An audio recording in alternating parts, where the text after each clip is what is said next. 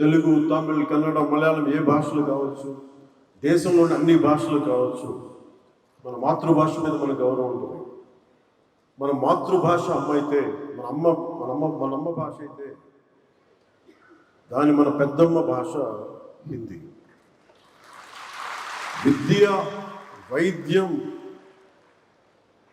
వ్యాపారం, ఉపాధి, వీటన్నిటికీ అన్ని భాషలు, వీటి కోసం అన్ని భాషలు, మాండలికాలు గోడల్ని ఛేదించుకొని వెళ్ళిపోతున్నారు వీటి అవసరం కోసం. ఇలాంటి సమయంలో హిందీ వద్దనుకోవటం, హిందీని వ్యతిరేకించటం రాబోయే తరాల అభివృద్ధిని పరిమితం చేసేది. ఒకరితో కలవడం అంటే, మన హిందీని నేర్చుకోవడం అంటే మన ఉనికిని కోల్పోవడం కాదు, మనం మరింత బలం చేకూర్చుకున్నాం.